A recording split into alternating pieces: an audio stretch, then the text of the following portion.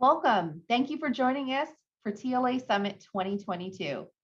You are participating in Working 9 to 5, preparing teens to make a living. After the presentation, you'll have an opportunity to pose questions to the speaker. Please feel free to pose your questions in the chat or Q&A, and we will get to them as soon as the presentation concludes. Again, we are so happy you could join us. Hello, everyone. This session is Working 9 to 5, preparing teens to make a living. I'm Maria Freed, and presenting with me today is Christina Taylor, and we're with the Library Development and Networking Division at the Texas State Library and Archives Commission, or TSLAC for short. Hello, I'm Christina Taylor, and I am the Youth Services Consultant at the Texas State Library and Archives Commission, as Maria just told you. Prior to joining TSLAC, I was an educator for a little bit over 2 decades, and the last 8 years of that time I spent as a school librarian. I've long since felt as an educator that public education as a system offers very few options for students that are entering the workforce after they leave high school rather than pursuing a university education. And so when TSLAC decided to hire a workforce development consultant, I knew that the time was right, that we could combine our efforts and really this could be the start of something great. Because one of the things I recognized as a librarian is that libraries were well positioned to help fill that gap. And so bringing those areas of expertise together and figuring out how we can help support you to do that very thing. Thank you, Christina. I'm the Workforce Development Consultant at TSLAC, and before TSLAC, I was a high school teacher and a college counselor. And what drew me to workforce development was thinking about my family and myself when I was younger, and how at times we might have felt stuck in certain situations, and how knowing where to go, where to look, and who to speak to could set incredible changes in motion. And I give credit to my local library for making a huge difference in my life as a teen and changing it for the better. So I also want to be a part of spreading information as far as possible. And there really is so much to talk about regarding opportunities for young people and the programs, systems, and connections that can be created to help them thrive, and the positive effects reach beyond the people we may help directly. Our goal together for this hour is to think about ways we can set up strong workforce development programs or enhance our programs for young people. First, we'll define what workforce development is in youth services programs. And if you'd like, I encourage you to write in the chat at any time how you would define workforce development in youth services and what that could look like. We'll also discuss why we should even strengthen our youth services workforce development programs. We'll look at a snapshot of the labor market in Texas. We'll discuss programming ideas, and then we'll share a few concluding comments. Broadly speaking, workforce development for youth services involves initiatives to educate and train young people to enter and flourish in our labor market and economy. That may also include helping them to cultivate resilience, perseverance, and openness to lifelong learning, and embrace the inevitability of change and adapt or transform accordingly. And I cannot help but think about the change that was brought about with the pandemic, to say the least. But please share your thoughts anytime in the chat throughout this session. Before we go any further, how ready do you feel you were for the workforce when you were a teenager? Did you have it all thoroughly planned out? Did you know all the options that were available to you? If you'd like, put in the chat your workforce readiness level when you were a teenager. And knowing what you know now, if you could tell your teenage self something to prepare them for the workforce, what would you say? And we'll start a countdown.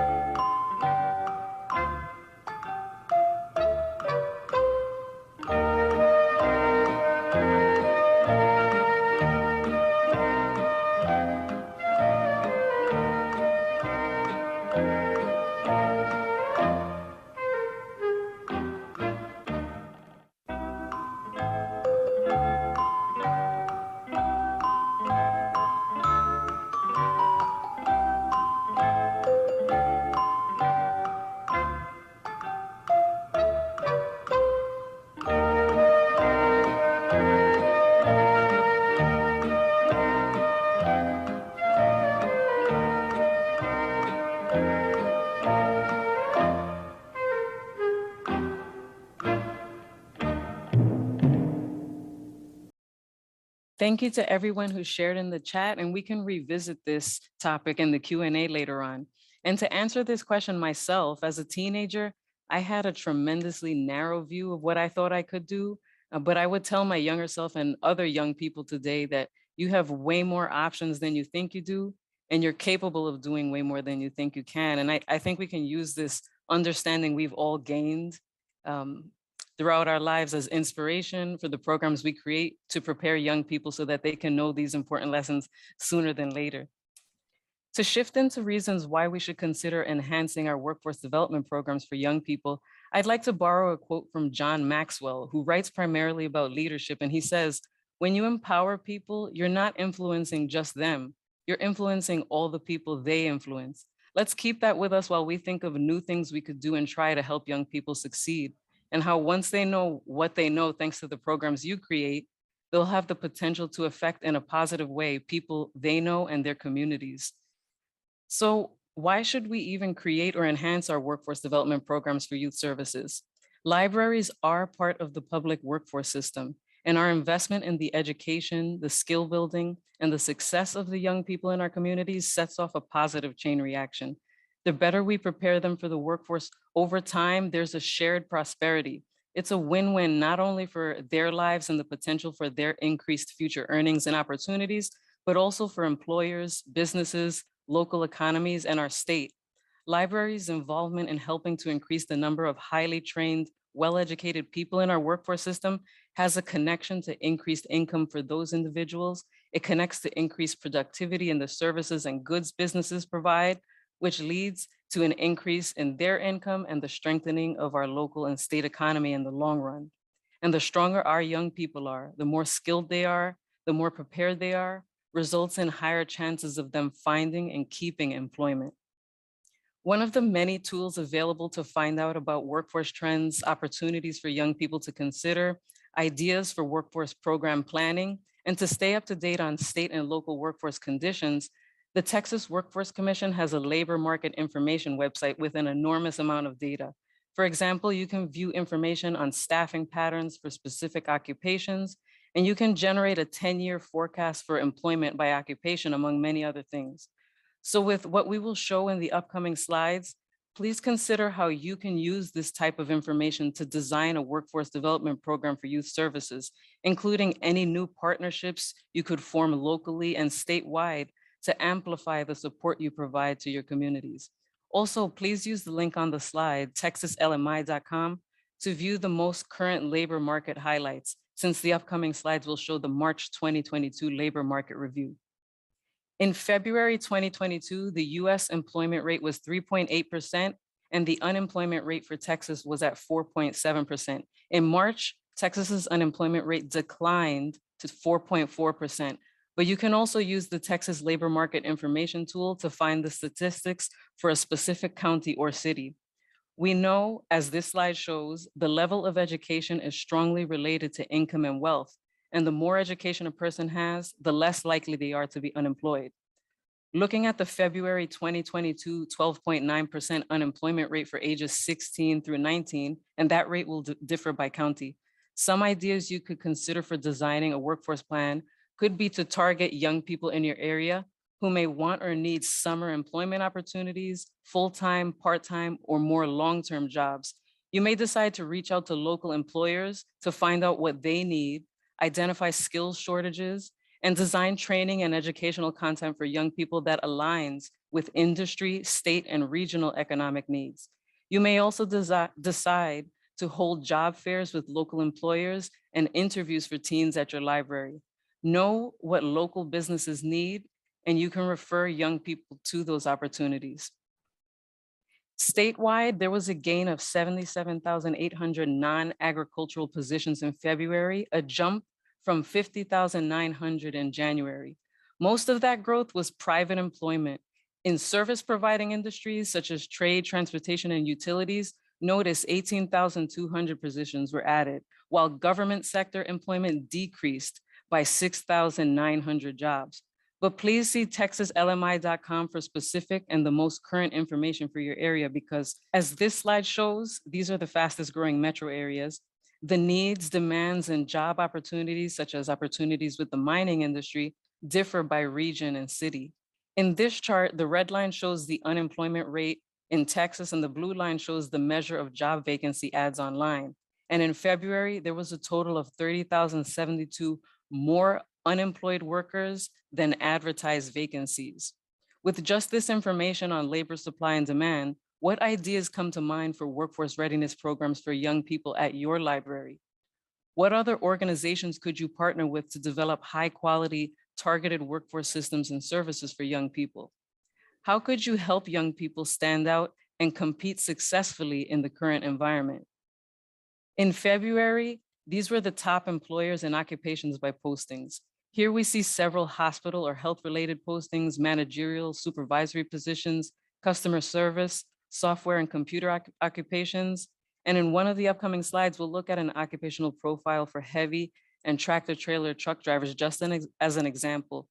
And think about who you could team up with to create a program to prepare young people for the workforce based on the needs of your area.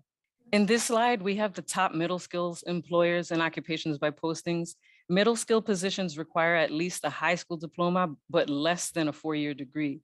But please use the TexasLMI.com website to find the figures for your specific location. Here, SOC stands for Standard Occupational Classification, and that code 53-3032 refers to the heavy and tractor trailer truck driver occupation. And WDA stands for Workforce Development Area. But you can use TexasLMI.com to find specific information on any occupation in Texas. With this and so much more detailed information on the state and local labor markets, how would you use this? And who would you connect with to make the impact that you already make in your communities even greater? If you go to TexasLaborAnalysis.com, the Texas Workforce Commission has a regional occupational analysis tool to go deeper into the labor supply-demand relationship in your area. You'll find real-time information on wages, occupations that are projected to have the highest employment in the next 10 years, and other trends. There's also the contact information for local schools that offer training programs for different occupations. While there may not be a one-size-fits-all approach to create or enhance workforce readiness systems for youth services, these are just a few ideas to consider trying or places to get started. If you don't already have one, create a plan. The author of The Little Prince, Antoine de Saint-Exupéry, said, "A goal without a plan is just a wish." Your plan might map out your goals for your core workforce development programs, its focus and priorities for youth services. It could include what your strategies and key partnerships will be that will make the greatest impact. Your plan might also incorporate your regional, economic, and employment workforce trends and needs. To develop your workforce plan, you may decide to use some of the elements from the plan created by your Workforce Development Board.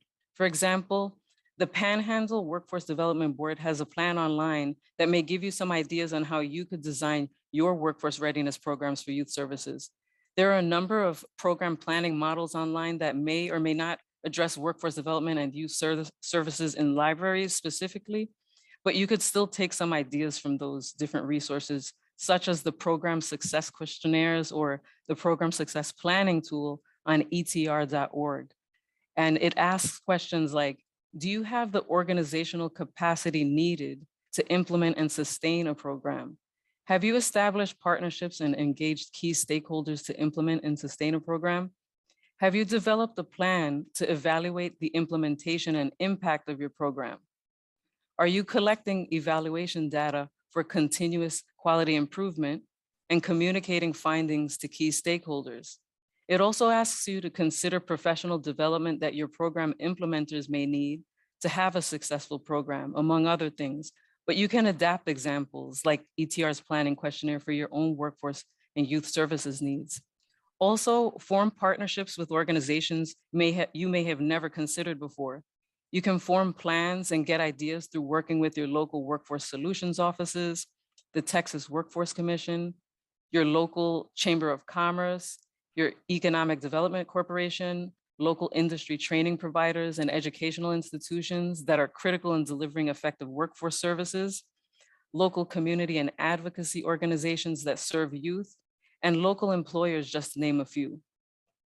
Through sharing needs and data, through partner building and strengthening a culture of collaboration, through common planning, that makes a collective impact to address community needs, and that creates system and outcome alignment. To sum up, use as many people and partners as necessary to make sure the system you create for young people is effective and achieving the results that your plan and partnerships set out to achieve. Gather and use data to inform your decisions, such as needing to adjust your plan and approach for the benefit of as many young people as possible, and know how you'll measure the success of your workforce development programs for youth services. For example, will you measure the success of your program by how many young people you connect with employers, paid internships, paid apprenticeships, and other work-based training opportunities? Or by how many young people remain employed after participating in your workforce readiness programs? Or by how satisfied young people are with your program? And by how many other young people were referred to you by past program participants, among many other ways to measure program success. Last but not least, there are lots of workforce development project funding opportunities, including workforce projects for young people offered by organizations such as the Department of Labor, the Texas Workforce Commission. All TWC funding opportunities can be found by browsing TWC postings on the Texas Comptroller of Public Accounts website. And stay tuned for upcoming opportunities with TSLAC by subscribing to our library developments blog for updates. TSLAC is dedicated to supporting the development of library services for job seekers, entrepreneurship, and business development. Please take a look at the link to an article about TSLAC's Texans Need Strong Libraries initiative. And as always, help us assist you better by telling us what you need, what you'd like to see, including any feedback, concerns, and critiques, because that will help us plan better for the future and improve our service to you. Going back to the question of how ready were we for the workforce when we were teenagers, I'd like to share a quick story. I remember my first job at a restaurant with my uncle, and he told me, if it wasn't for the fact that you're my niece, I would have fired you a while ago. And yes, the funny thing is at the time, I thought I was actually a pretty good worker. Anyhow, here are a few other things that would be helpful for young people to develop sooner that I also wish I had known. For example, you might want to develop some soft skills training. These are skills that enable us to interact effectively with other people. And this can also include problem solving, decision-making, critical thinking skills, leadership, and professional attitude. To borrow a quote from Kristen Davis, who is a regional transition specialist at Vocational Rehabilitation Services at the Texas Workforce Commission, hard skills get you in the building, but soft skills keep you there. One of the great things about providing entrepreneurship and small business development training to young people is that it also requires them to strengthen those previously mentioned soft skills, and it teaches perseverance and adaptability. To find out about business development training opportunities and partnerships to help modify lessons and content for young people, your city's small business division, your local chamber of commerce, your local economic development corporation, and the Office of the Governor's Economic Development and Business Departments will have a ton of information. In addition to the research databases for market and industry research that libraries provide, for example, A to Z database, Gale Business, Demographics Now, they may provide access to other research databases such as IBIS World and information for entrepreneurs and small businesses.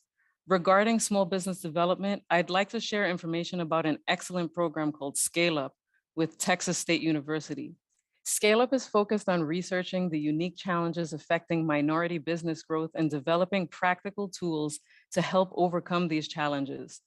According to the US Department of Commerce, the growth of minority businesses lags in comparison to non-minority businesses. And Scale Up's focus is to close the growth gap, because by investing in the success of those businesses, that directly leads to the creation of trillions of dollars in economic opportunity and millions more employment opportunities. We encourage you to please get involved by spreading the word and increasing awareness about the Scale Up program, and encourage small businesses to sign up for future announcements and opportunities. Scale Up has created a wonderful webpage for you with graphics and text that can be used with the graphics that you can copy and paste onto your websites, newsletters, and any other dissemination channels you use. And please keep us in the loop with any data you collect on participation and outcomes. Regarding financial wellness training, part of creating a strong workforce and one that is healthier and more engaged and focused is to help young people develop their financial literacy skills. The more young people know and practice good financial behaviors, such as knowing how to handle their money effectively, how to build income into wealth, and sharpen their financial decision-making skills, the more they'll be able to withstand the changes in the labor market and the economy, financial storms, unplanned expenses, and other financial shocks. Some additional needed skills that we as adults who have been in the workforce for quite a while often take for granted and have possibly picked up through lived experience and had, don't even remember what it's like to not know, that can definitely some direct teaching and support can help support the youth entering the workforce, are things like professional branding and marketing. So maybe maintaining a resume, maintaining and creating a resume, building a portfolio, establishing an email account whose moniker is neutral, like their name as opposed to something trendy. Also just establishing a web presence for professional use. So a website, social media accounts, again, with a neutral moniker. So helping young people set those up to prepare them for success to use as they are building their skills and they're marketing themselves to potential employers. Also thinking about things like workplace communication. So interviewing, also making presentations, giving group dynamics and collaboration, just how those soft skills really do work, not just in when you are communicating with your supervisor, but when you're communicating with your team, with your peers, the other parties with whom you work. Also things like awareness of audience and tone. The way you speak with your supervisor is not necessarily going to be the same way that you speak with your team members. And that can change from context to context, depending upon what you're discussing, when, how, who else is in the room. Considering all of those things and how that has just as much an impact on your ability to succeed and maintain and stay in that position as the skills you bring to it, the more traditional skills that we think of. Also things like workplace writing. So drafting professional emails, writing memos, taking notes during meetings, creating presentations. These are all skills that many of us have picked up through lived experience. And we've often forgotten what it's like to not know those things and how much they really do support and have an impact on your success. Depending upon the field, as Maria also talked about earlier, is that narrowing down what the focus needs to be, depending upon your community's needs, depending upon the fields that you're focusing on. There may need to be some test preparation. There may need to be some certifications acquired or micro certifications acquired before entering that profession, or entry-level tests. So helping support those are an excellent use of library services as well.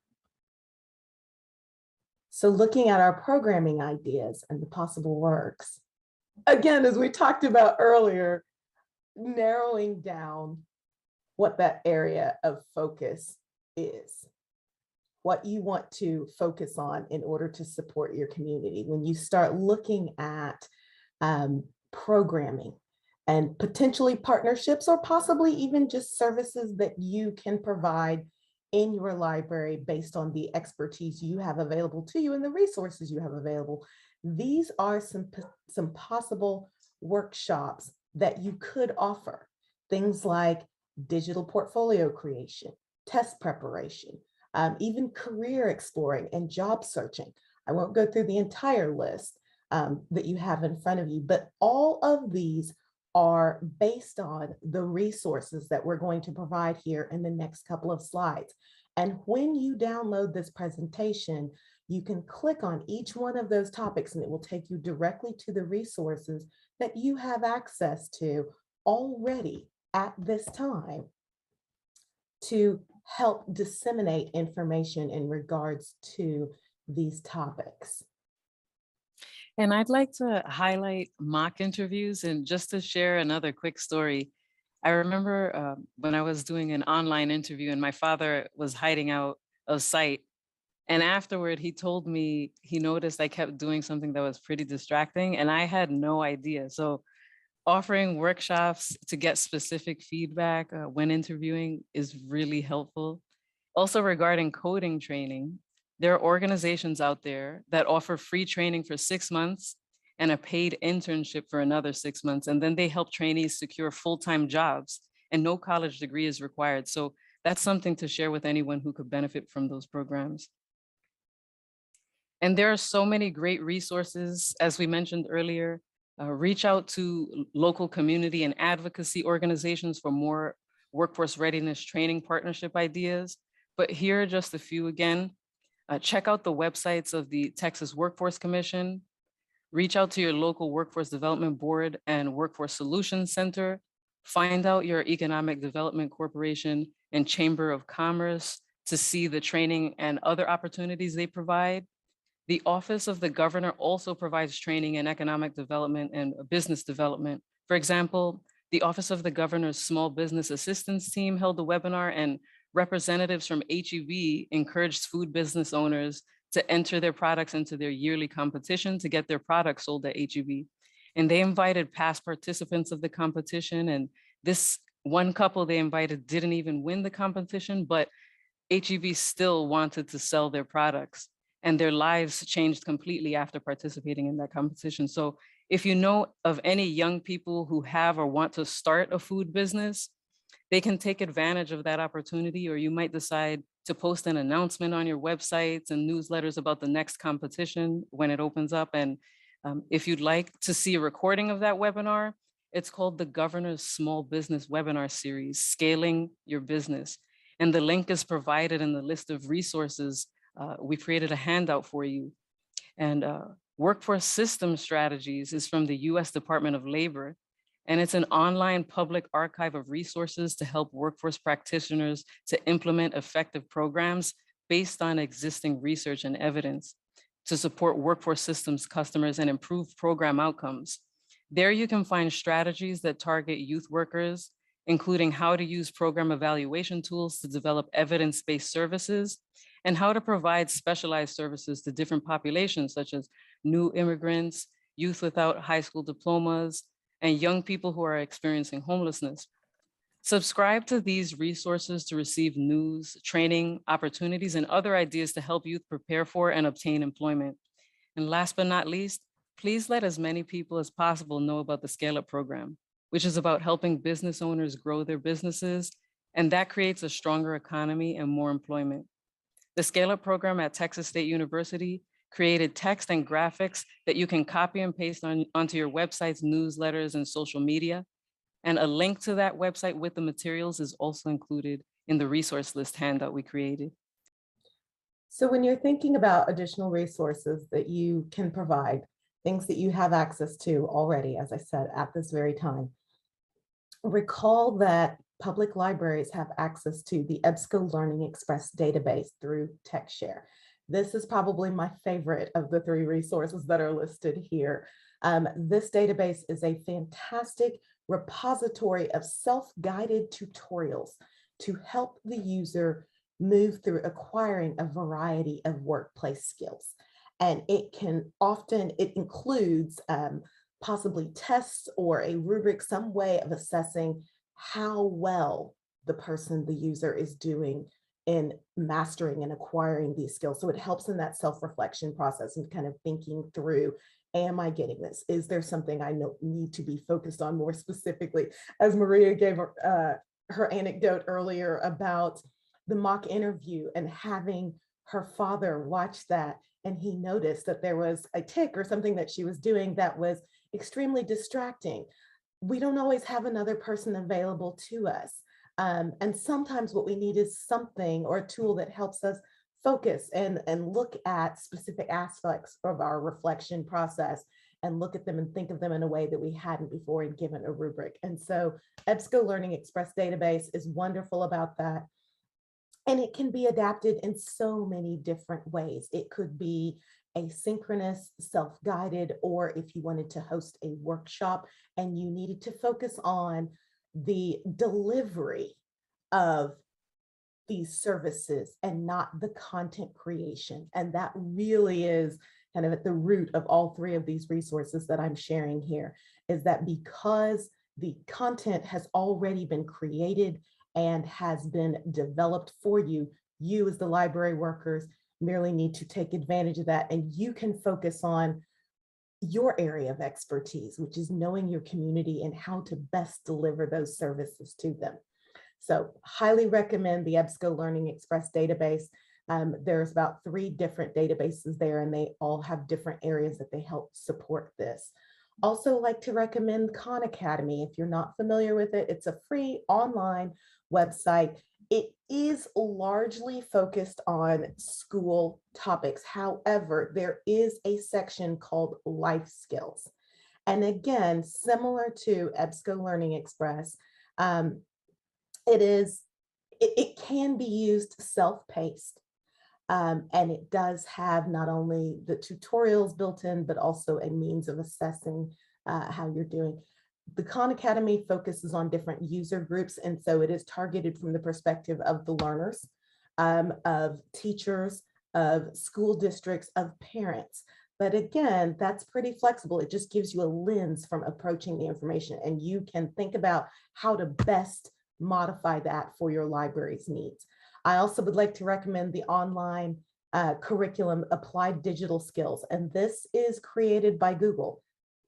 On first blush, when you go to the website, it does appear very school oriented. And so I want you to know that so you don't look at it and think this is not for me.